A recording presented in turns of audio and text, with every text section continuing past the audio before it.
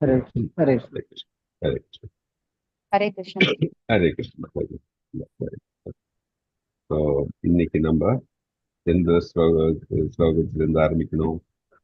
11. Hare 11th shloka Prabhuji. Hare Krishna, thank you. So நம்ம போன செஷன்ல பார்த்து யாராச்சும் இதை சொல்றீங்களா, சினாப்சிஸ் சொல்றீங்களா சுருக்கமா நம்ம என்ன பார்த்தோம் அப்படின்ட்டு? ஹரே கிருஷ்ண பிரபுஜி. பிரபுஜி நான் சொல்றேன் பிரபுஜி. நான் சரி, ஒரு ஸ்லோகத்துக்கு சொல்றேன் பிரபுஜி. எல்லாரும் ஒவ்வொரு பாயிண்ட் சொல்லுங்க. ஓகே, ஒவ்வொரு பாயிண்ட் சொல்றேன் பிரபுஜி. நான் ஒரு ஸ்லோகத்துக்கு சரி. அதாவது கிருஷ்ணர் அர்ஜுனர்கிட்ட அவரை மனசுல நினைத்து, அவருடைய உருவத்தை மனசுல நினைச்சிட்டு போரிடுதலையும் கடமையும் செய்யணும். போரிட சொல்றாரு. அது அவருக்கு மட்டும் இல்ல, நமக்கும் தான். கடமையும் போரிடுதலையும் செய்ய சொல்றாரு. அதே நேரத்துல அவருடைய செயல்களை அவருக்கு அர்ப்பணிச்சிடணும். அவருக்கு அர்ப்பணித்துட்டு அவருடைய மனசையும் புத்தியையும் நம்முடைய மனசையும் புத்தியும் நிலைநிறுத்தி அதை உச்சாரணத்தின் மூலம், அதாவது அவருடைய நாமத்தின் மூலம், தூய்மையான பக்தியின் மூலம் அவளை சென்றடையலாம். சுருக்கமா சொன்ன Prabhuji. Okay, fine, thank you. Okay, Hare Krishna Prabhuji. Prabhuji சொல்லட்டுமா? நெக்ஸ்ட் நீங்க சொல்லுங்க. ஓகே, ஹரே கிருஷ்ண பிரபுஜி. சொல்லுங்க பிரபு. அதாவது இல்ல, கிருஷ்ணன் என்ன சொல்லியிருக்காருன்னா, நான் தான் எல்லாம் படைச்சிருக்கேன், நான் தான் எல்லாமே செஞ்சுட்டு இருக்கேன். ஆனா என்னை நீங்க யாரும் பார்க்க இது பண்ண முடியாது. ஜடப்பொருள்ல நான் இருக்க மாட்டேன். அந்த இச்சையில என்னோட சக்தி எல்லாமே அதுல இருக்கு. இந்த அட்லஸ் தோல்ல தூக்கிட்டு வச்சிருக்காரு உலக உருண்டைய, இந்த படத்தை. அதே மாதிரி அதோட என்னையும் சேர்த்து ஒப்பிடக்கூடாது. நான் யாருக்கும் இந்த மாதிரி நான் இருக்கிறது தெரியாது. ஆனா நானாவும் இருக்கிறேன், எல்லா பொருள்லையும் நான் இருக்கிறேன். இதுதான் பரிபூர்ணம். இதுதான் ஒரு ஆமா ஜடசக்தி. இதோட வேறுபட்டா இருந்தும் எல்லாருமே என்ன சார்ந்துதான் இருக்கு. அதனால என்ன முழுசா நம்பினவங்களுக்கு நான் எல்லாம் பண்ணுவேன் அப்படின்னு சொல்லியிருக்காரு பூஜி. ஹரே கிருஷ்ண. அட்லஸ் இவர் கிருஷ்ணர் சொல்ல, நம்ம இல்ல அதான் உதாரணத்துக்கு சொல்லியிருக்காரு. உதாரணத்துக்கு சொல்லியிருக்காரு பிரபுபாதா. ஓகே, ஹரே கிருஷ்ண. ஹரே ஓகே, ஹரே ஹரே கிருஷ்ண. வேற ஹரே மாதாஜி கிருஷ்ணா. சொல்லுங்க மாதாஜி. இது ஸ்லோகம் 6ல காற்று எப்படி எல்லா இடத்துலயும் பரவி இருக்கோ, ஆனா அது ஆகாயத்து உள்ளதுனால தான் இருக்குது. அது போல படைக்கப்பட்ட எல்லாம் என்னதுல இருக்குன்னு சொல்றாங்க பிரபுஜி. இது ஒரு எக்ஸாம்பிளா இந்த இவ்வளவு பெரிய பிரபஞ்சமும் ஒரு ஆகாயம் போல இருந்தாலும் அதுல காற்று ஆடுறப்போ எல்லா எல்லா எல்லா பொருளுங்களும் காற்று வீசுற மாதிரிதான் வீசிட்டு இருக்கும். ஆனா அது போல இங்க படிக்கப்பட்ட பொருள் எல்லாம் என்னோட இச்சை கட்டுப்படிதான் இருக்கு. ஆனா ஆகாயத்தை காற்று தாண்டுவதில்லை. அதனால அது போல கிருஷ்ணருக்கு இச்சைக்கு எதுவும் தாண்டி எதுவுமே செய்ய முடியாத சொல்லியிருக்காங்க பிரபுஜி. அது அவர் கண்களுக்கு சூரியன் போல, சூரியன் இயக்கம் எப்படி ரொம்ப விபத்தையும் ஒளியும் நமக்கு கொடுக்குறதோ, அது போலவே அவருடைய கட்டுப்பாட்டுல தான் எல்லாமே. சூரியன் கூட அவரோட கட்டுப்பாடு தான் இயக்குதுன்னு சொல்லியிருக்காங்க பிரபுஜி. இந்த ஜடத்தோற்றம் ஃபுல்லாவே கிருஷ்ணர் கட்டுப்பாட்டுல தான் இருக்குன்னு சொல்லிட்டு வேத விளக்கியங்களையும் தைத்திரிய உபநிஷத்து அதுலயும் இதை பத்தி தெளிவா சொல்லியிருக்காங்க பிரபுஜி. ஹரே கிருஷ்ணன். எல்லாம் கிருஷ்ணர் அடங்கியுள்ளது இல்லையா? கிருஷ்ணர் எதற்குள்ள இல்லை, மற்றது எல்லாம் தான் கிருஷ்ணருக்குள்ள அடங்கியுள்ளது. எந்த ஜடவும் இந்த ஜட உலகத்தின் இது அவரை பாதிக்கிறது இல்லை அப்படின்ட்டு அவரு சொல்றாரு. வேற யாரும் சேட் பண்ண விரும்புறீங்களா டிவோட்டிஸ் யாராச்சும்? இல்லைன்னா நம்ம ஸ்டார்ட் பண்ணிக்கலாம். Okay, fine. நம்ம இன்னைக்கு 9th ஸ்லோகத்திலிருந்து பார்க்கலாம். 11th shloka Prabhuji. Sorry 9th chapter 11th shloka. Very good. So screen share பண்றேன். யார் படிக்கிறீங்க? நான் படிக்கிறேன் பிரபுஜி. ஓகே, படிங்க மாதாஜி. ஹரே கிருஷ்ணா. ஹரே கிருஷ்ணா. அவஜானந்தி மாமூடா மானுஷ்யம் தனுமாஸ்ரிதம் பரம் பா பா வமஜானந்தோ மம பூதமஹேஸ்வரம். மனித உறவில் நான் தோன்றும்போது முட்டாள்கள் என்னை ஏளனம் செய்கின்றனர். எனது பரம இயற்கையை, அதாவது இருப்பவை அனைத்திற்கும் நானே உன்னத உரிமையாளன் என்பதை அவர்கள் அறியார்கள். ஹரே கிருஷ்ணா பிரபுஜி. ஹரே கிருஷ்ணா. தேங்க்யூ. இது ஒரு இம்பார்ட்டன்ட் ஸ்லோகம். இது நம்ம மெமரைசேஷனுக்கெல்லாம் வரும். நம்ம லெவல் 3 போகும்போது மெமரைசேஷன் ரொம்ப இம்பார்ட்டன்ஸ்ல இருக்கும். நிறைய இடத்துல கோட் பண்ணுவாங்க இது. ஓகே, இது எல்லாரும் வந்து முடிஞ்சா மனப்பாடம் பண்ணி வச்சுட்டீங்கன்னா ரொம்ப நல்லதுதான் அது. ஓகே. அவஜானந்தி மாமுதா மானுஷீன் தனும் ஆசிரிதம் பரம்பாவம் அஜானந்தோ மம பூதா மகேஸ்வரம். அப்படின்னா மனித உருவில் நான் தோன்றும் போது முட்டாள்கள் என்னை ஏளனம் செய்கின்றனர். எனது பரம இயற்கையை, அதாவது இருப்பவை அனைத்திற்கும் நானே உன்னதமான உரிமையாளன் என்பதை அவர்கள் அறியார்கள். ஸோ இதுல இருந்து நமக்கு தெரியும், நம்ம இதுக்கு முன்னாடி படிச்ச ஸ்லோகங்கள்ல இருந்தே நமக்கு கிளியரா தெரியும், இந்த உலகத்துல இருக்கிறது அனைத்துக்கும் யார் உரிமையாளர்? கிருஷ்ணர் தான். அது நம்ம இதுன்னு பார்த்தோம், ஈசோபனிஷத்துல இருந்து நமக்கு கிளியரா இருக்கு இல்லையா? என்ன சொல்லியிருக்கு? அவர் தான் வந்து, கிருஷ்ணர் தான் வந்து எல்லாவற்றுக்கும், இந்த பிரபஞ்சத்தில் உள்ள எல்லாவற்றுக்கும் உரிமையாளர் கிருஷ்ணர் தான் அப்படின்ட்டு ஈசோபனிஷத்துலயும் ரெஃபரன்ஸ் ஃபர்ஸ்ட். ஓகே, ஸோ அது ஒன்று, அது நம்ம பார்த்துருக்கோம். இதுக்கு முன்னாடி இருக்க ஸ்லோகங்கள் படிக்கும்போது இதெல்லாம் டீட்டெயிலாக நம்ம பார்த்துருக்கோம். ஸோ இவ்வளவு சக்திசாலியா இருந்து ஏன் வந்து மக்கள் வந்து எல்லா மக்களும் அவரை வழிபடுவதில்லை அப்படின்னு சொன்னா, இந்த சிலவர்கள் என்ன பண்ற, சில மனிதர்கள் அவரை சாதாரண மனிதராக நினைத்திருக்கார். நம்மள மாதிரி ஜீவாத்மா அப்படின்னு நினைச்சிட்டு இருக்காங்க. கிருஷ்ணருடைய உண்மையான இயல்பு என்ன என்பதை டிவோட்டிக்கு தான் தெரியும்.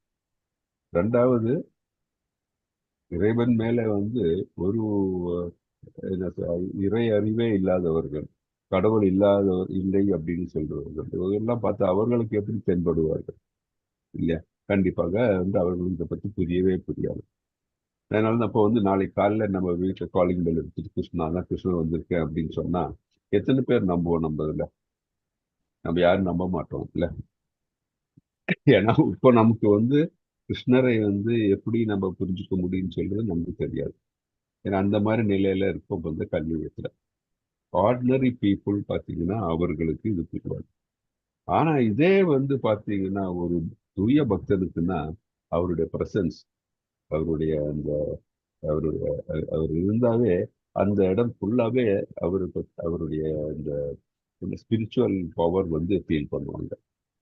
நம்ம பார்த்துருக்கோம், ஒரு ஆர்டினரி பர்சனுக்கும் கொஞ்சம் திவ்யமா இருக்கிறவங்க வரும்போது வித்தியாசம் இருக்குல்ல. நமக்கு அவங்க வந்தாவே அந்த இடத்துல வந்து ஒரு சந்தோஷம் தோணும், ஒரு பெரிய ஒரு உணர்வு தோணும், நமக்கு சொல்ல முடியாத உணர்வு இல்லையா?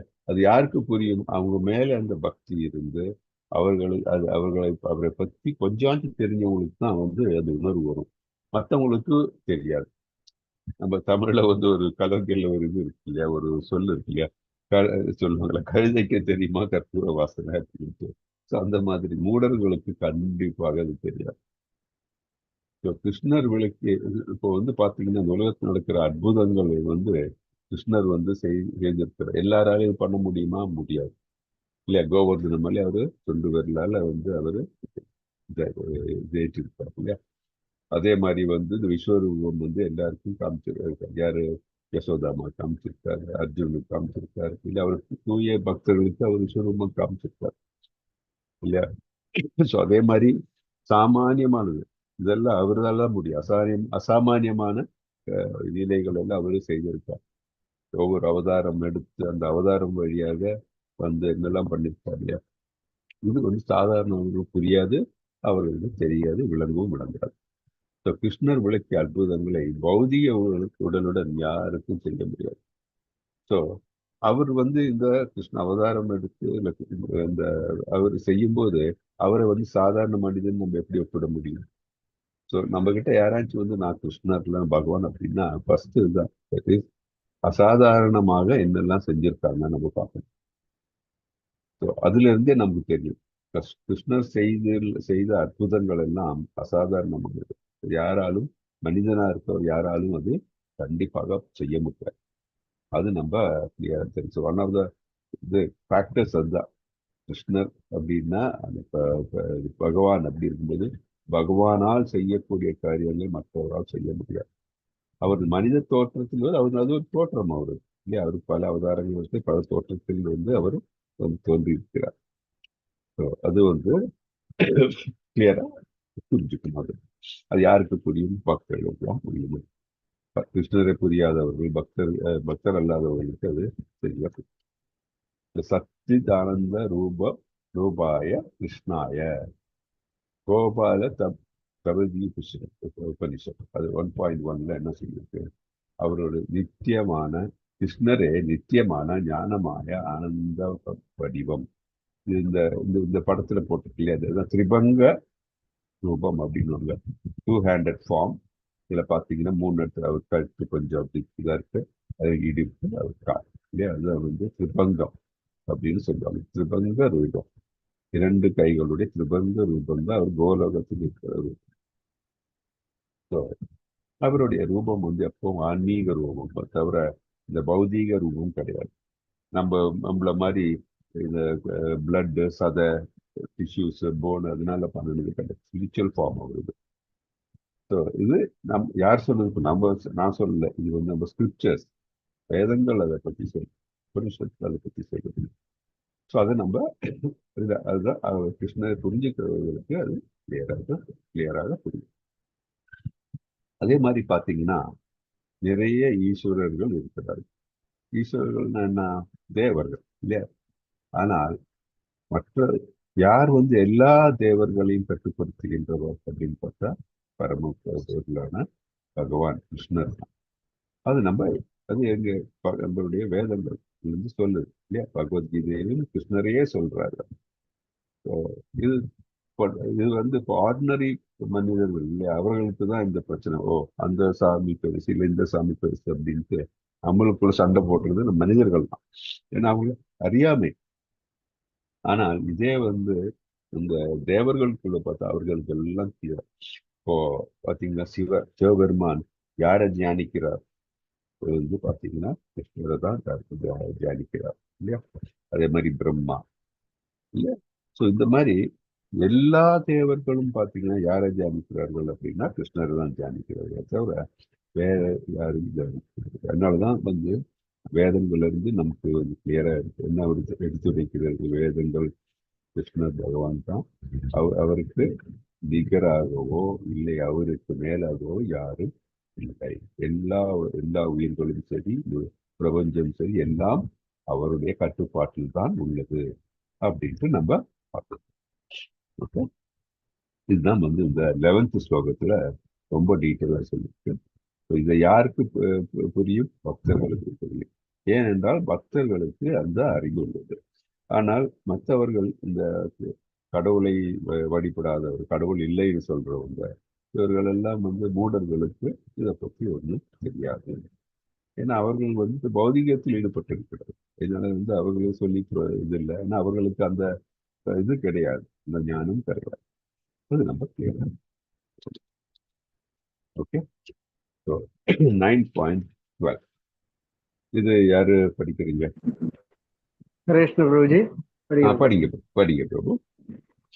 மோகாஷா மோக கர்மாணோ மோக ஞானோ விசேதசஹ ராட்சசீம் ஆசரீம் சைவ பிரகிருதிம் மோகினீம் ஸ்ரிதாக. இவ்வாறு குழம்பியவர்கள் ராட்சசத்தனமான கருத்துக்களாலும் நாஸ்திக கருத்துக்களாலும் கவரப்படுகின்றனர். அத்தகைய மயங்கிய நிலையில் அவர்களது முக்திக்கான ஆவல்கள், பலன் நோக்கு செயல்கள், அறிவு பயிற்சிகள் ஆகிய அனைத்தும் தோல்வி அடைகின்றன. ஹரே கிருஷ்ண.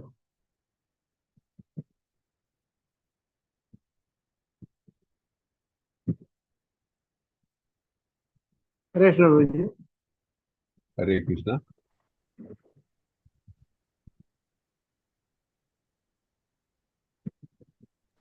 கேக்கல பிரபு. இப்ப கேக்குது.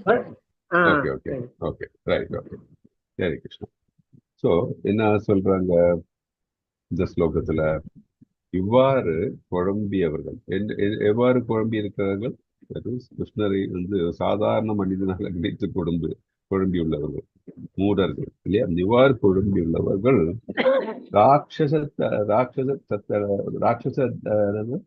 ராட்சசத்தனமாக இல்லையா, தட் இஸ் ராட்சச மாதிரி இருக்கிறவங்க, அசுரபாவம் உள்ளவர்கள் கருத்துக்களாலும் நாத்திக கருத்துக்களாலும் கவரப்படுகின்றனர். ஸோ அவர்கள் வந்து இந்த அசுரபாவம் அவங்களுக்கு வருது. அதே மாதிரி வந்து அந்த மாதிரி கருத்துக்கள் இல்லையா, அதே மாதிரி நாத்திக கருத்துக்கள், கடவுள் இல்லை அப்படின்னு சொல்றாங்க இல்லையா, நாத்திக கருத்துக்களாலும் கவரப்படுகின்றன. அத்தகு மயங்கிய நிலையில் அவர்கள் முக்திக்கான ஆவல்கள், பலநோக்கு செயல்கள், அறிவு பயிற்சிகள் ஆகிய அனைத்தும் தோல்வி அடைகின்றன. ஸோ அந்த மாதிரி இருக்கிறவர்கள் வந்து மயங்கிய நிலையில் உள்ளதால், அவர்கள் பலநோக்கு செயல்கள் செய்வதால், அவர்களுடைய எல்லா பக்த முயற்சிகள், முக்திக்கான முயற்சியானாலும் சரி, இல்லை வந்து ஈவன் பலநோக்கு செயல்கள் வந்து முழுமையாக செய்யறதுனாலும் சரி, எல்லாம் வந்து அனைத்தும் தோல்வி அடைகின்றன அப்படின்ட்டு இந்த ஸ்லோகத்திலிருந்து தெரிகிறது. ஸோ பார்த்தீங்கன்னா அதுல இன்ட்ரெஸ்டிங்கா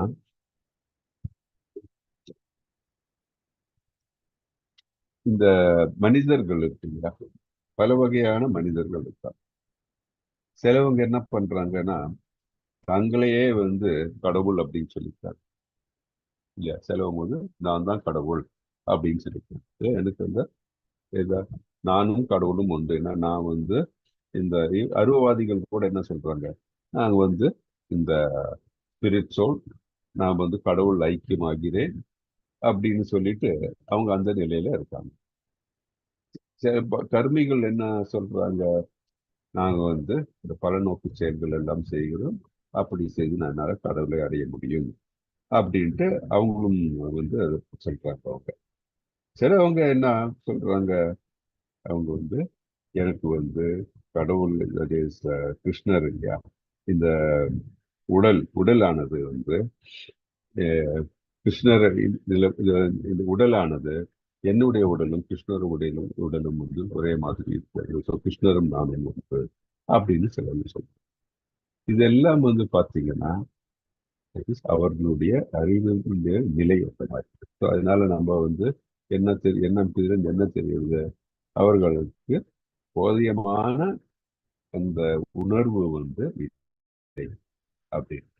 ஸோ பகவானை அவர்கள் ஏற்றுக்கொள்ள மாட்டார், ஏற்றுக்கொள்வதில்லை. இது வந்து அவர்களுக்கு அதை ஏற்றுக்கொள்ள முடியவில்லை. கர்ம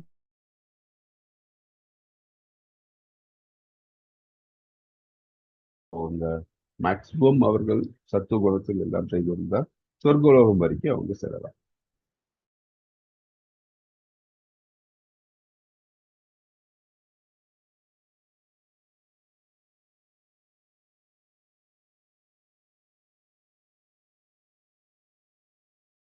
திரும்ப செல்ல முடியும். ஏன்னா அவர்கள் செய்யறது வந்து இந்த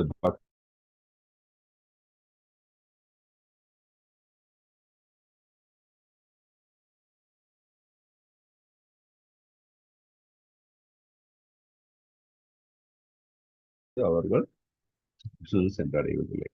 அதே மாதிரி பலன் அவர்கள் வந்து இதுல பலன் என்ன அவங்களுக்கு கிடைக்கும், அவர்கள் நாஸ்திக மற்றும் அசுர இயல்புகளை அடைகிறார்கள்.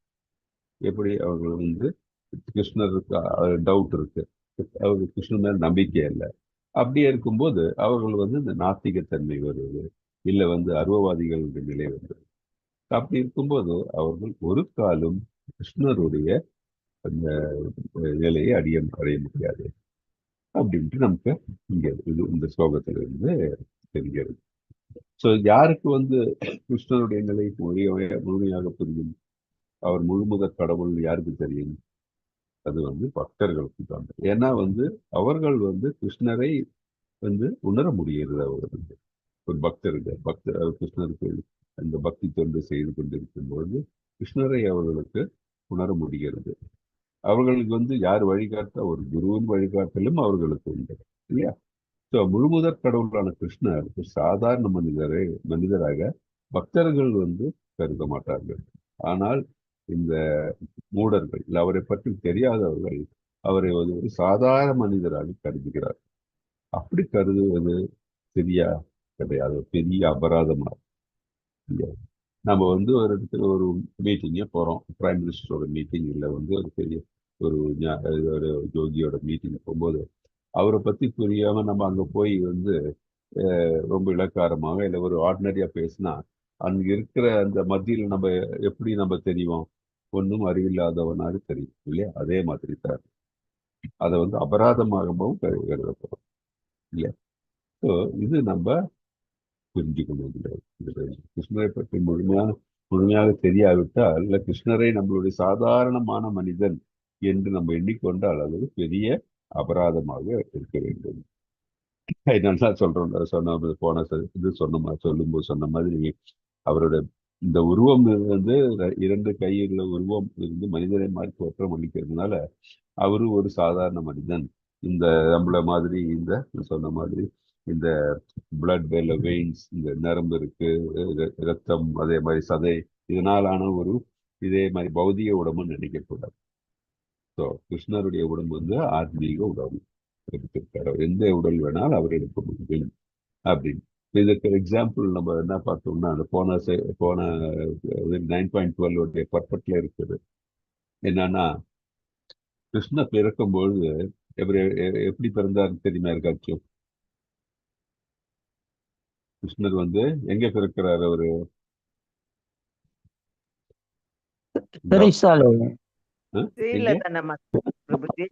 ஆமா, சிறைச்சாலையில பிறக்கிறார் இல்லையா? அவர் எப்படி எவ்வளவு கரங்கள் இருக்கிறது அப்போ அவருக்கு? 4 கரங்களோட பிறக்கிறார் இல்லையா? ஆனால் அப்புறம் என்ன ஆகுது? அவர் வந்து 2 கரங்களாக அவர் மாறுது. 2 கரங்கள் மறைந்து 2 கரங்கள் அவர் தோற்றம் பிடிக்கிறார். இந்த அற்புதம் எல்லாம் யார் பண்ண முடியும்? கிருஷ்ணரால் மட்டும்தான் பண்ண முடியும். எல்லாராலும் பண்ண முடியாது. இது மாயாஜால ஒன்றும் கிடையாது. அவருடைய விருப்பம் என்னவோ அந்த நிலையில் அவர் இருக்க முடியவரால். ஸோ அவருடைய மகிமை, அவருடைய ஆற்றல் வந்து இதுல இருந்து நமக்கு கிளியரா வெளிப்படுகிறது. ஸோ கிருஷ்ணரை நம்மள மாதிரி ஒரு சாதாரண மனிதனாக யாரும் எண்ணக்கூடாது அப்படின்ட்டு நமக்கு கிளியரா இருக்கு. ஓகே.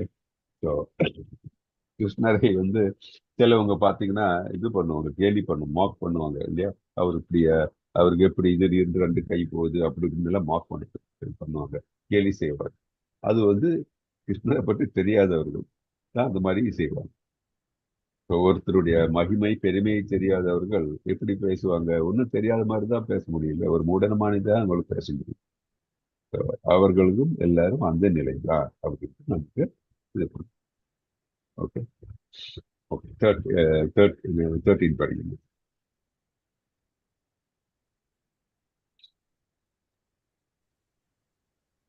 யார் படிக்கிறா?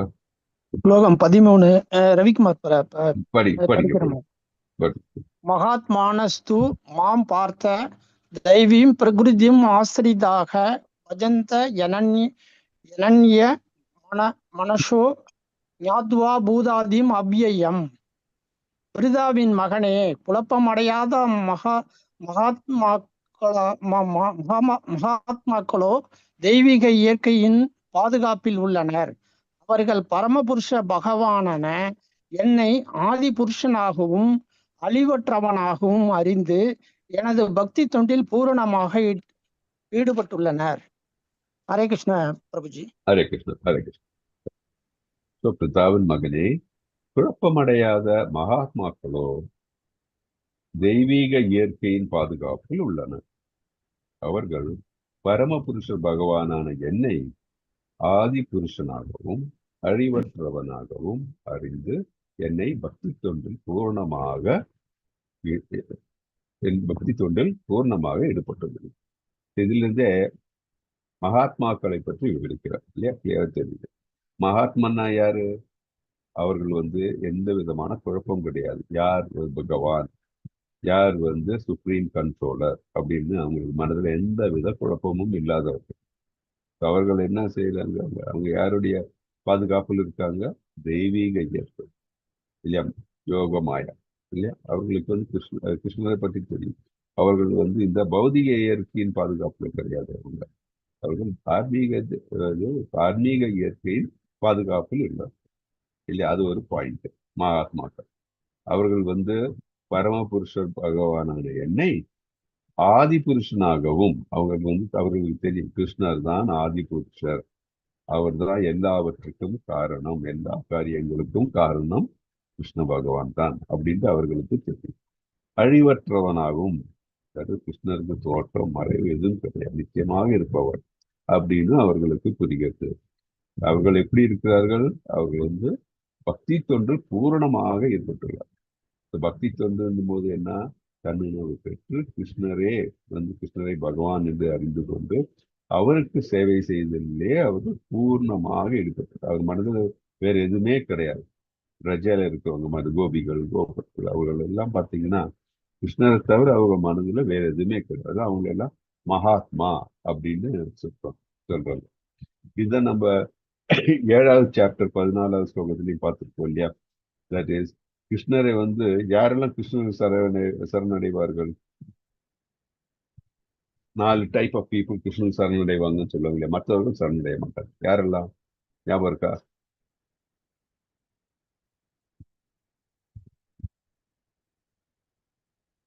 டிஸ்ட்ரஸ் அர்த்தாதி ஞாபகம் இருக்காது?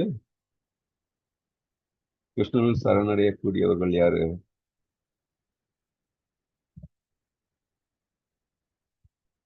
ஞாபகம் இல்லையா?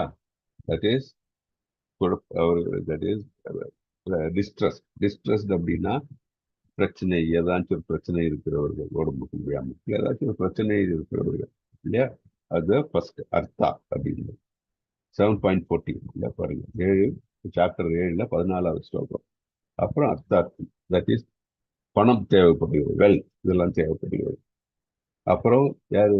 ஜிக்னாசு, இன்குசிட்டிவ், கிருஷ்ணன் பற்றி தெரிஞ்சுக்கணும் அப்படின்னு ஆர்வம் உள்ளவர்கள். அப்புறம் ஞானிகள். இந்த 4 வகையானவர்கள் கிருஷ்ணருடைய பக்தர்கள், கிருஷ்ணரில் சரணடையக்கூடிய வாய்ப்புகள் உள்ளவர்கள். மற்றவர்களுக்கு இதுல வாய்ப்புகள் இல்லை. மற்றவர்கள் யாரு? கிருஷ்ணன் சரணடையாதவர்கள் யாரு? ஒண்ணு மூடர்கள் இல்லையா? மூடர்கள் பார்த்தோம் நம்ம. அப்புறம் அசுர குணம் உள்ளவர்கள் இல்லையா? அப்புறம் ஏத்திஸ் இல்லையா? அந்த மாதிரி இருக்கிறவங்க. அது 7.15 படிச்சீங்கன்னா தெரியும். ஸோ அந்த மாதிரி ஆளுங்கள் கிருஷ்ணரில் சரணடைய மாட்டார்கள். துஷ்கிருத்தினோ இல்லையா? அவர்கள் சரணடைய மாட்டார்கள். ஸோ கிருஷ்ணரில் சரணடையக்கூடியவர்கள் நம்ம பார்த்தோம். இதுல மகாத்மாக்கள், உன்னதமான இருக்கிறவங்க மகாத்மாக்கள் அப்படின்னு. மகாத்மாக்களுடைய குவாலிட்டிஸ் என்ன அப்படின்ட்டு நம்ம இப்போ இந்த இதுல பார்க்கணும். மகாத்மா எப்படி இருப்பாங்க? அவர்களுடைய சங்கம் எப்படி இருக்கும்? எப்போ சாதி சங்கத்தில் இருப்பாங்க.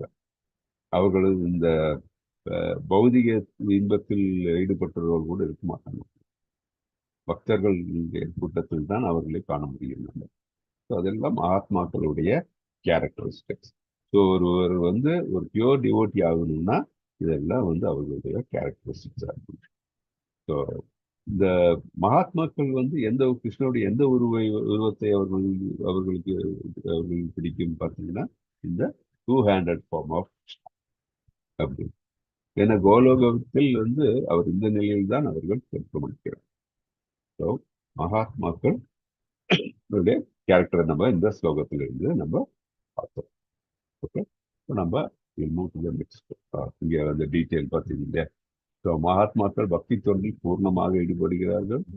சுய இன்பத்திற்காகவோ முக்திக்காகவோ ஆசைகள் இல்லாமல் இருப்பது, அது மகாத்மாக்கள் அப்படிதான். ஸோ பரமபுருஷ பகவானை நடுநாயகமாக கொண்டிருக்கிறது அனன்ய மனுஷன். அவர்கள் எது செய்தாலும் பகவான் தான் மையத்தில் இருப்பார் இல்லையா? பகவானை மையத்தில் கொண்டுதான் எல்லா காரியங்களையும் அவர்கள் செய்வார்கள். அவர்கள் எங்க இருப்பார்கள்? பக்தர்கள் சங்கத்தில் பஜந்தி, சேவை செய்தார். அதுதான் அவர்கள் பலன் என்ன? அவர்கள் கிருஷ்ணரின் தெய்வீ பிரகிருதியால், தெய்வீக இயற்கையினால் பாதுகாக்கப்படுகிறார்கள். அவர்கள் யாரால் பார்க்கப்படுகிறார்கள்? தெய்வீ மகாமா. அது தெய்வீ பிரகிருதி என்ன மாயா? மகாமாயாவா யோக மாயாவா?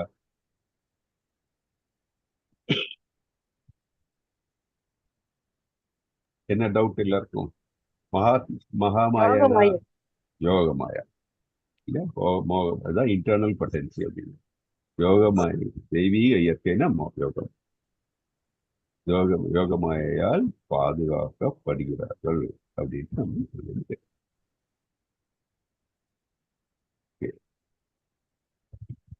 9.14 யார் படிக்கிறீங்க? ஹரே கிருஷ்ண பிரபுஜி, நான் படிக்கட்டுமா? படிங்க மாதாஜி, ஹரே ஹரே கிருஷ்ணா ஹரே கிருஷ்ண. பிரபுஜி. படிங்க. பிரபுஜி, இந்த மாதாஜி சொல்லுங்க மாதாஜி.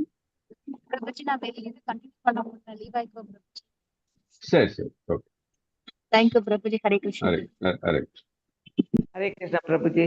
படிங்க சததம் மாதாஜி. கீர்த்தயந்தோ மாம் யதந்தஷ்ட திருடவிரதாக நமசந்தஷ்ட மாம் பக்தியா நித்தியயுக்தா உபாசதே.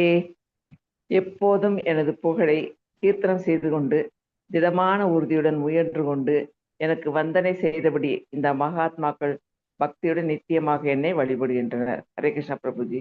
கரெக்ட். ஸோ 9.14 என்ன சொல்றாரு? மகாத்மாக்கள் எப்படி வந்து அவரை வழிபடுகிறார்கள் அதை பத்தி சொல்றாரு. எப்படி இந்த மகாத்மாக்கள் என்ன செய்யறாங்க? எப்பொழுதும் எனது புகழை கீர்த்தனம் செய்து கொண்டு, எப்பொழுதும் வந்து பகவானின் புகழை கீர்த்தனம் செய்ய உச்சரித்துக் கொண்டே இருக்கிறார்கள். அதை எப்பொழுதும் சொல்லிக்கொண்டே இருக்கிறார்கள் இல்லையா, அந்த நிலை. ஸோ மகாத்மாக்கள் எப்பவும் பகவான் புகழை சொல்லிக்கொண்டே இருப்பார்கள் திடமான உறுதியுடன். அவர்கள் எப்படி நம்ம நேற்று பார்த்தோம் இல்லையா, சிதவிரதா அப்படி திடவிரதா. திடவிரதனா திடமாக மன உறுதியாக. என்ன உறுதி? பக்தியில் உறுதியுடன், கிருஷ்ண நினைப்பில் உறுதியுடன், திடமான உறுதியுடன் முயன்று கொண்டு பக்தி தொண்டில் செய்து கொண்டு எனக்கு வந்தனை செய்தபடி கிருஷ்ணர்கள் அடைக்கலம் புகுந்து அவரை வந்தனம் செய்து கொண்டு இந்த மகாத்மாக்கள் பக்தியுடன் நித்தியமாக என்னை வழிபடும். அவர்களுடைய பக்தியோட கிருஷ்ண அனன்ய பக்தி இல்லையா, அவர்கள் மனது வேறு எதுவுமே இல்லாமல் அவர்கள் செய்யக்கூடிய காரியங்கள் எல்லாம் கிருஷ்ணருக்கு வேண்டி அவரை திருப்திப்படுத்தக்கூடிய காரியங்களை செய்து கொண்டு நித்தியமாக எப்படி எப்பொழுதும் இல்லையா, ஒரு கொஞ்ச நாளைக்கு பண்ணி கொஞ்ச நாளைக்கு பண்ணாம அப்படி இல்லை, நித்தியமாக அவரை வழிபடுகின்றனர், கிருஷ்ணரை பகவானை வழிபடுகின்றனர் அப்படின்ட்டு நம்ம பார்க்கிறோம். எப்படி வழிபடுகிறார்கள் நம்ம பார்த்தோம். எப்பொழுதும் கிருஷ்ணன் புகழை பாடிக்கொண்டு, அதுதான் சததம் அப்படின்றாங்க இந்த ஸ்லோகத்தில். திடமான உறுதியுடன் முயன்று கொண்டு இந்த வருதா பக்தியுடன் நித்தியமாக கிருஷ்ணரை வழிபடுகிறார்கள். நித்தியயுக்தா கிருஷ்ணருக்கு வந்தனை செய்தபடி நமஸ்யங்கஷ். பார்த்தீங்கன்னா கோசாமிகள் அது வந்து நித்தியமாக கிருஷ்ணரை வழிபடுகிறார்கள். கீர்த்தனம் பாருங்க, அவங்க எவ்வளவு சந்தோஷமா இருக்காங்க இல்லை கீர்த்தனம் பண்ணும்போது. அதே மாதிரி நம்மளும் வந்து கோவில்ல வந்து இந்த கீர்த்தனம் எல்லாம் பண்ணும்போது எவ்வளவு ஹாப்பியா இருப்போம் இல்லையா. நம்ம அப்படியே நம்ம வந்து அப்படியே நம்ம இன்னொரு நிலைக்கு போய் விடுவோம் இல்லையா, அந்த கிருஷ்ண இந்த கீர்த்தனங்கள் எல்லாம் பண்ணும்போது. அதே மாதிரி எவ்வளவு ஹாப்பியா அந்த கீர்த்தனம் எல்லாம் பண்ணும்போது டான்ஸ் இல்லையா, முழு இதோட இருக்காங்க, அவங்க உற்சாகத்தோடு இருக்கிறார்கள். மகாத்மா என்பவர் பரமபுருஷ பகவானிடம் பற்றுடையவராக இருப்பார். எப்பவும் பாருங்க, இங்க வந்து ஈவன் மற்ற இந்த அனிமல்ஸ் கூட, விலங்குகள் கூட வந்து பகவானுடன் வந்து பற்றுடையவராக இருப்பார்கள். நம்ம அதே மாதிரி சைத்தன்ய சரிதாமிரத்துல பார்த்திருக்கோம். சைத்தன்யர் வந்து அந்த வனங்கள் கூட வரும்போது இந்த கொடிய மிருகங்கள் கூட வந்து சேர்ந்து அவரோட கீர்த்தனத்துக்கு ஏற்ப வந்து ஆடி பாடினவான் அப்படின்னு சொல்லுவாங்க. இதெல்லாம் சைத்தன்ய சரிதாம படிக்கும்போது அது சிலவங்க கேட்கலாம், எப்படி மிருகங்கள் இந்த மாதிரி. இப்போ ஒவ்வொருத்தர் வீட்டுல வந்து இந்த வாட்ஸ்அப்ல எல்லாம் பார்ப்பீங்க, நாய் பூனை எல்லாம். அது மட்டும் வந்து மனிதர்கள் வந்து ஒவ்வொரு செய்யும் போது அதுவும் வந்து அந்த செய்கைகளை வந்து பிரதிபலிக்குது இல்லையா. அதை நம்ம நம்புவோம். ஆனா நம்ம வந்து வேதங்கள் அதெல்லாம் சொல்லும் போது அது நம்பாம இருப்போம். ஸோ அவர்களுக்கு ஏபிள் டு இன்ஃப்ளூயன்ஸ் ஆட்டோமேட்டிக்கா வந்து எல்லாம் இந்த மாதிரி எல்லாம் சம்பவிக்கும். ஏன்னா விலங்குகளுக்கும் வந்து இந்த அறிவுன்றதுக்கு இல்லை, அவரெல்லாம் உயிர்வாழிகள் தான் இல்லையா. அதனால்தான் சொல்லுவாங்க மரங்கள் கூட இல்லையா, அதனால்தான் நம்ம வந்து பிரசாதம் தான் சாப்பிடணும் அப்படின்னு சொல்றோம். நம்ம இது நிறைய ஸ்டடிஸ், ஈவன் சயின்டிபிக் ஸ்டடிஸே இருக்கு.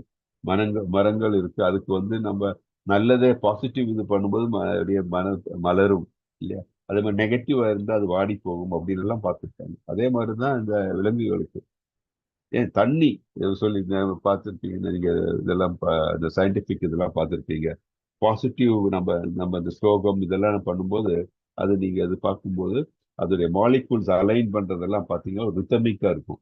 இதே வந்து நம்ம அபஸ்வரமா இருக்கணும் இல்லை நம்ம வந்து நெகட்டிவா இருக்கும்போது அதோடைய பேட்டர்ன்ஸ் எல்லாம் டிஃப்ரெண்டா இருக்கும், அலைண்டா இருக்கு. ஸோ இதெல்லாம் வந்து it's all scientific proven facts இதெல்லாம் கதை கிடையாது. இதெல்லாம் வந்து பாத்தீங்கன்னா வந்து நடந்த லீலைகள் தான் நம்ம வந்து இன்னைக்கு படிக்கிறோம்.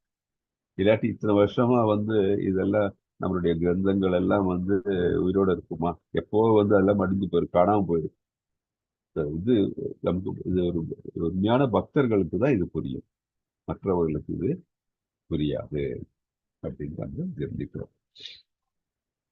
ஸோ ஸ்லோகம் 15, 9, 15 யார் படிக்கிறீங்க? ஹரே கிருஷ்ணா பிரபுஜி, படிக்கிறேன் பிரபுஜி. படிங்க. ஞானயேன சாப்யந்தி யஜந்தோ மாமுபாசதே ஏகத்வேன பிரதக்வேன பூதா விஸ்வமதோமுகம்.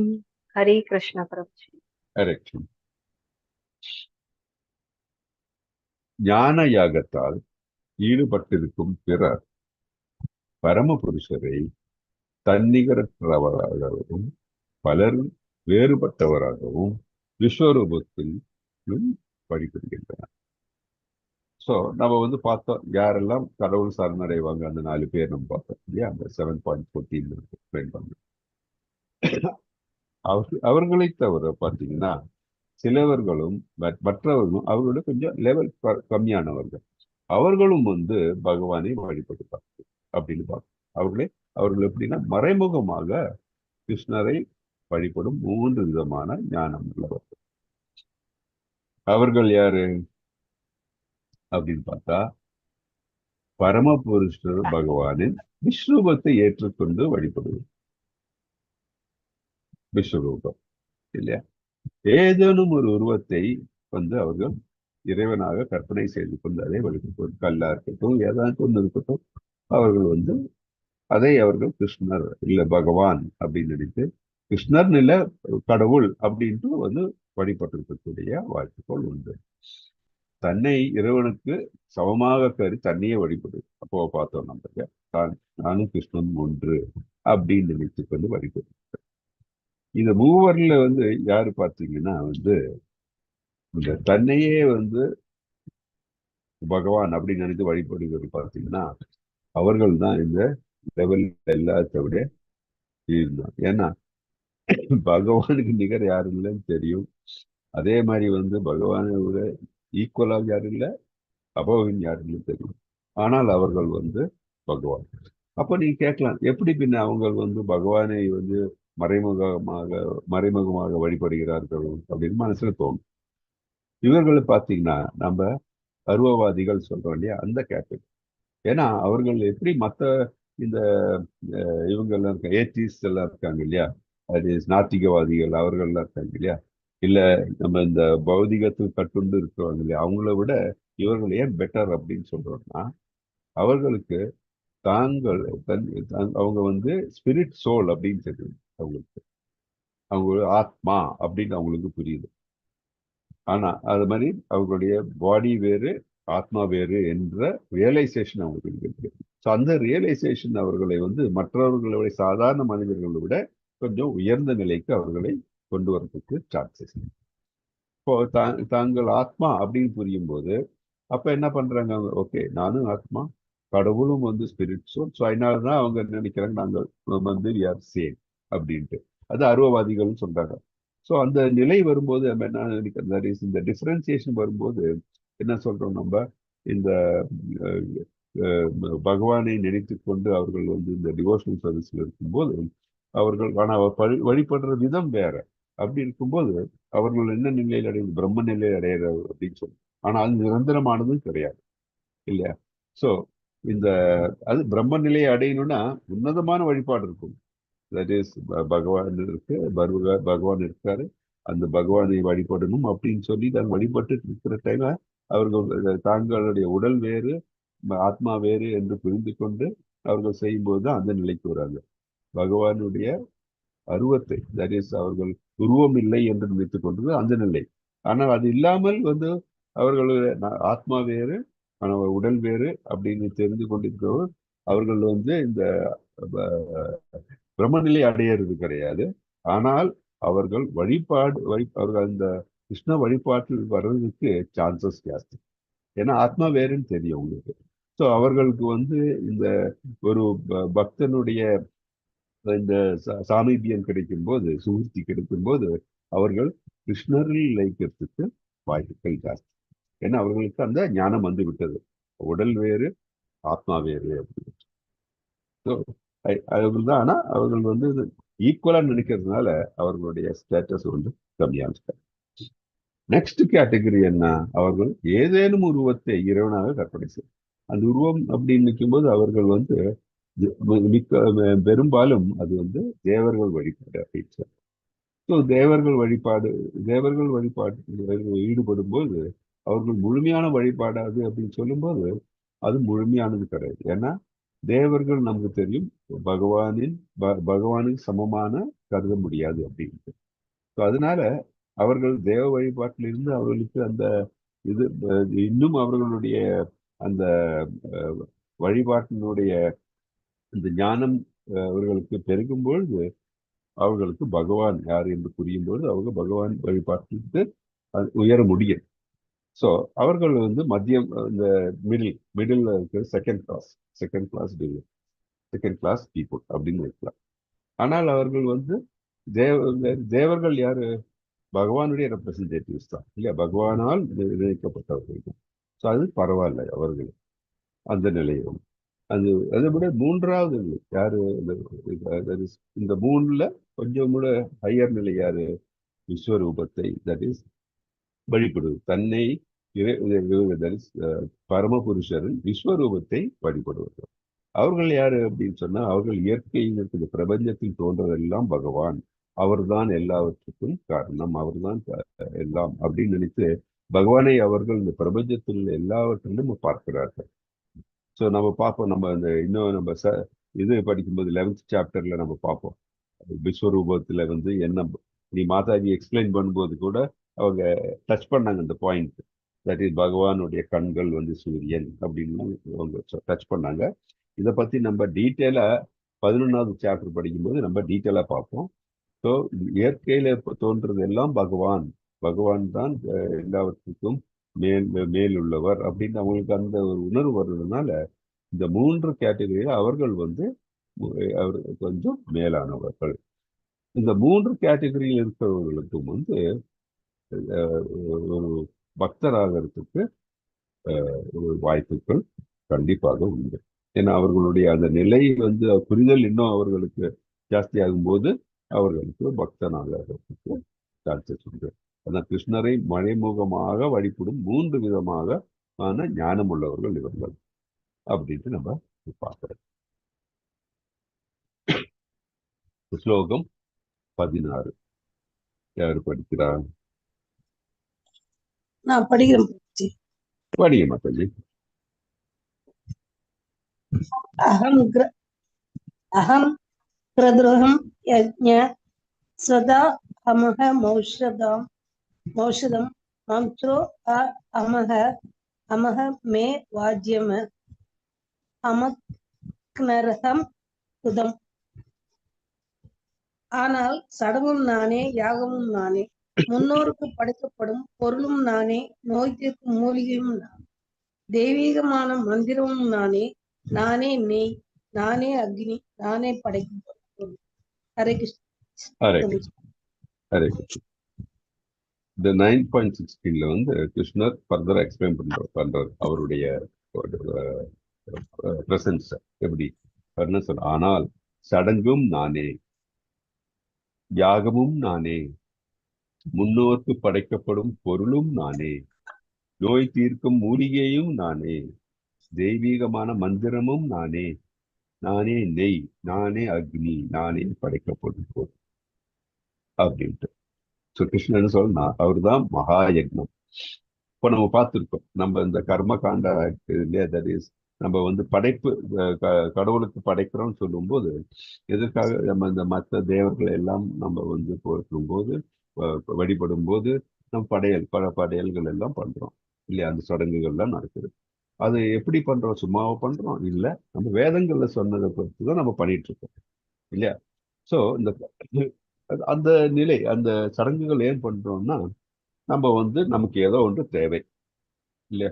நமக்கு வந்து உடம்பு சரியாகணும், இல்லை வந்து நமக்கு இன்னும் பொருள் வேணும், இல்லை கல்யாணம் ஆகாதவங்க கல்யாணம் ஆகணும், இல்லை அது வேணும் இது வேணும் அப்படின்ட்டு நம்ம ஒவ்வொரு தேவர்களையும் வழிபட்டு நம்ம பண்றோம் அந்த சடங்கு, அந்த யாகம். ஸோ நம்ம தேவர்களை வழிபடும் போது அந்த அதுக்கெல்லாம் வந்து யாரு மூலம்? கிருஷ்ண பகவான் தான் இல்லையா? அந்த யக்ன நாயகன் யாருன்னா கிருஷ்ணர் தான். அவருக்கு தான் வந்து எல்லாம் போய் சேரும் கடைசியில. ஸோ அதனால தான் அவர் சொல்றார் சடங்கும் நானே. ஏன்னா வேதங்களை யார் பகவான் தான் கூறியிருக்கார். வேதங்களை மொழிந்திருக்கிறார். வேதங்களில் கூறப்பட்டுள்ள கருத்துக்கள் யார் கிருஷ்ணன் தான் கூறியிருக்கிறார் இல்லையா? அதை எப்படி பண்ணணும்னு சொல்றது சடங்குகளை யார் கூறியிருக்கார்? கிருஷ்ணர் தான் சொல்லியிருக்கார். கிருஷ்ணர் தான். அதனாலதான் சொல்றாரு சடங்கும் நானே யாகமும் நானே. அந்த யாகம் ஏற்கெல்லாம் படைப்பாது. தேவர்களுக்கு படைப்போம், முன்னோர்களுக்கு படைப்போம். ஸோ முன்னோர்களுக்கு படைக்கும் போது அதற்கும் சில வழிகள் உண்டு, அதுக்கும் சில பொருட்கள் வச்சு படைக்கிறோம் நம்ம. அந்த படைப்பும் நான் தான். ஸோ அதுதான் கிருஷ்ணர் இங்கே எடுத்து வைக்கிறார். நோய் தீர்க்கும் மூலிகையும் நானே. நம்ம வந்து ஏதோ ஒரு செடி, எல்லா செடியும் எடுத்து நம்ம கிருஷ்ணர் நம்ம வந்து பண்ண முடியாது. நம்ம நோய் தீர்க்கத்துக்கு யூஸ் பண்ண முடியுமா? முடியாது. அதுல இந்த ஆற்றல், இந்த நோய் தீர்க்கும் ஆற்றல் கொடுக்கிறது யாரு? கிருஷ்ணர் தான். அதான் சொல்ற நோய் தீர்க்கும் மூலிகையும் நானே, தெய்வீகமான மந்திரமும் நானே. ஓம்காரம் இல்ல, பிரணவ மந்திரம். எல்லா இதுக்கும் வந்து பாத்தீங்கன்னா எல்லா மந்திரங்கள்லயும் வந்து உயர்ந்தது என்னது? பிரணவ மந்திரம் தான், ஓம். அந்த ஓம் வச்சுதான் வந்து எல்லா மந்திரமும் தொடங்குது இல்லையா? ஓம் இல்லாத எந்த மந்திரமும் கிடையாது. ஸோ அந்த அந்த ஓம்காரம் சொல்ற பிரணவ மந்திரம் அதுவும் கடவுள் தான். ஓம்காரம் உச்சரிக்கும் கிருஷ்ணர் தான் அது. அதே மாதிரி நானே நெய், நானே அக்னி. நெய் அது வந்து ரொம்ப இம்பார்ட்டன்ட். எந்த எண்ணங்கள் ஆகட்டும், எந்த நம்ம வழிபாட்டுக்காகட்டும் நெய் ஆனது ரொம்ப முக்கியம். அதனால்தான் வந்து சொல்ற பசுல இருந்து வந்த மில்க் ப்ராடக்ட்ஸ் சொல்றோம் இல்லையா, அது வந்து ரொம்ப வந்து திவ்யமானது. அதனால்தான் நம்ம வந்து பசுவை நம்ம தாய் அப்படின்னு சொல்லி பசுவை வந்து நம்ம இது எல்லாம் மியூட் பண்ணிக்கோங்க. பசுவை நம்ம ஏன் தாய்ன்னு சொல்றோம்? பசுதான் நமக்கு உயிர் கொடுக்குற மாதிரி இல்லையா? பசுவிலிருந்து வரக்கூடிய எல்லா பொருட்களும் வந்து பாத்தீங்கன்னா பகவானுடைய இந்த யாகங்களுக்கு இருக்கட்டும் எல்லாத்துக்கும் நம்ம அதை யூஸ் பண்றோம். நமக்கு உயிர் குழந்தைங்களுக்கு பால் கொடுக்கும்போது இந்த பால் வருது, பால் நம்ம இந்த பால்னாலதான் நமக்கு வந்து குழந்தைங்களும் வந்து இது கிடைக்குது, அவங்களுக்கு அந்த எனர்ஜி கிடைக்குது. எல்லாம் மில்க் ப்ராடக்ட்ஸ் இருக்குது. மில்க் ப்ராடக்ட்ஸ் எல்லாம் வந்து பாத்தீங்கன்னா அது கடவுள் கிருஷ்ணர் நான் அப்படின்றார் அவரு. ஸோ இந்த கவு ஸ்லாட்டரிங் அவாய்ட் பண்ணணும்னு சொல்றாங்க இல்லையா, அதெல்லாம் காரணம் வந்து நம்ம அது கடவுளாக நம்ம கருதுகிறதுனாலதான். அதை புரிஞ்சிக்காதவர்கள் அது ஒரு மிருகம் தானேன்னு சொல்லுவாங்க. அதுதான் சொல்றேன்ல, அறிவுக்கும் அறிவில்லா இருக்கு. தட் இஸ் படிச்சிருக்கலாம், 10 டிகிரி வாங்கியிருக்கலாம். வித்யா அவித்யான்னு சொல்லுவாங்க. நமக்கு இதுல கிளியரா சொல்லியிருக்கு நம்மளுடைய வேதங்கள்ல இருந்து. வித்யா அப்படின்னா நம்ம வந்து கம்ப்ளீட் புரிதல்னா நாம் யார், நம்ம நிலை என்ன, நம்ம வந்து எங்கிருந்து தோன்றி இருக்கிறோம், நம்மளுடைய வாழ்க்கை இலக்கு என்ன இருக்கு, இதெல்லாம் புரிஞ்சுக்கிறதான் இதுதான் வந்து கம்ப்ளீட் புரிதல். அது இல்லாம நம்ம ஒரு டாக்டருக்கு படிச்சாலும் சரி, இல்லை சயின்டிஸ்ட் ஆனாலும் சரி, இதெல்லாம் ஸ்கில் டெவலப்மெண்ட் இல்லையா? நம்மள ஒரு தொழில் செய்யறதுக்கு வேண்டி இருக்கிற ஸ்கில்ஸை டெவலப் பண்றோம், அவ்வளவுதான். தவிர முழுமையான அறிவு கிடையாது. அது அவித்யா. அந்த பாதி அறிவை வச்சு அதான் எனக்கு எல்லாம் தெரியும்னு சொல்லி செய்யும் போது பெரிய டிசாஸ்டர்ல தான் சென்றடையும் இல்லையா? இப்போ ஒரு டாக்டர் வந்து ஃபுல்லா படிக்காம அது வந்து பாதி மட்டும் படிச்சுட்டு அவர் வந்து ஒரு நோயாளிக்கு ஒரு ஆப்ரேஷன் பண்ண அந்த மாதிரி நிலைதான் அவித்யா. வித்யா அப்படின்னா எல்லாம் புரிஞ்சுட்டு முழு அறிவும் இருந்தால்தான் வந்து வித்யான்னு சொல்ல முடியும். தன் உணர்வு இல்லாமல் வந்து ஒருத்தர் வந்து பிரவர்த்தித்தால் அவங்க வந்து அவித்ய நிலையில் தான். தன் உணர்வு பெற்று பண்ணும்போது தான் முழு அறிவு வித்யையில் ஒருவர் இருக்கிறார் அப்படின்னு சொல்ல முடியும் நமக்கு. அதுதான் வந்து அவர் சொல்ற தெய்வீக மந்திரம் நானே, நானே அக்னி. நம்ம எந்த நம்ம யாகங்கள் நம்ம செய்தாலும் அதை சமர்ப்பிக்கும் போது அக்னி வழியாக சமர்ப்பிக்கிறோம் இல்ல. அவர் வந்து இந்த நம்ம இதெல்லாம் 11th சாப்டர் படிக்கும்போது பார்ப்போம். நம்ம அக்னியும் அவரு தான், எந்த ஃபயர் காட் அவர் தான் சொல்றாரு. நானே படைக்கப்படும் பொருள், படைப்புள் வரும் எல்லா பொருட்களும் அப்படின்ட்டு கிருஷ்ணன் சொல்றாரு. சரி, எல்லாம் கிருஷ்ணர் தான், எல்லாம் அவர்கள் தான் தோன்றி இருக்கிறது இல்லையா. இங்க இருக்கிற எல்லாம் வந்து நடக்கிறது அவருடைய ஆற்றல்னால தான். இது வந்து நமக்கு வந்து ஒரு பக்தனுக்கு புரியும். பக்தன் இல்லாத ஒரு கடவுள் இல்லாதன்னு சொல்றது அவங்களுக்கு இதை பத்தி புரிஞ்சுக்கிறதுக்கு வாய்ப்பே வந்து கண்டிப்பாக கிடையாது அப்படின்ட்டு நம்ம வந்து தெரிஞ்சுக்கிறோம்.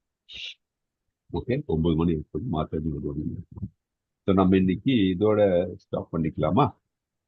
இதுல ஏதாச்சும் டவுட் ஆயிடுச்சுன்னா கேட்கலாம். ஹரே கிருஷ்ணா.